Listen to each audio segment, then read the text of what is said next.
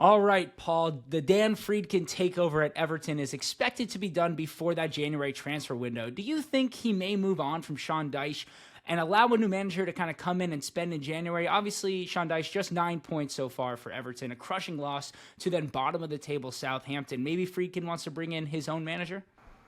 Maybe long term, but I think the most important thing I've said before, the thing for Everton is to stay in the Premier League.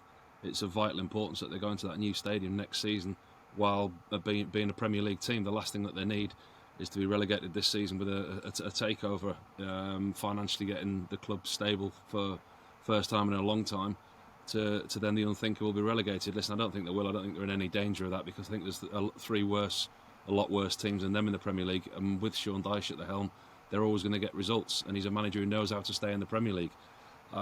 I think long term there may be a question over his future with the new ownership coming in, like there is at any club when a new owner comes in and they want to do things their own way.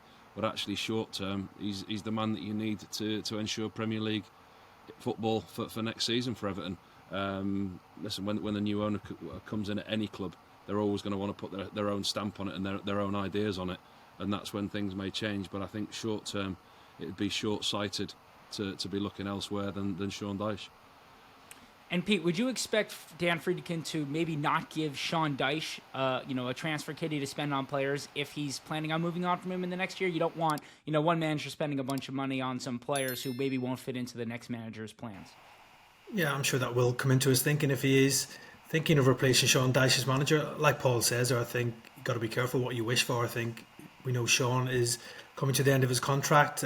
Funnily enough, probably the defeat to Southampton was one of Everton's best performances of the season, and they ended up losing the game. But before that, they'd gone on a decent run of form as well. Again, I don't know how much say Sean will have in transfers at Everton. They've obviously got Kevin Thelwell there as a director of football.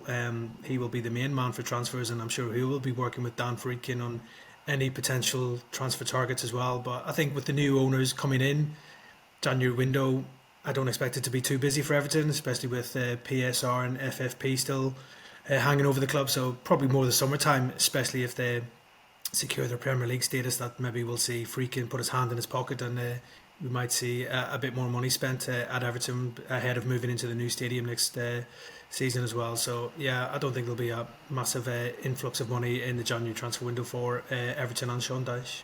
What's Sean's contract situation, Pete? Is it 18 months? Is it the end of this? End of the season. End of this season, he's up. So yeah, he'll be a free agent. Yeah.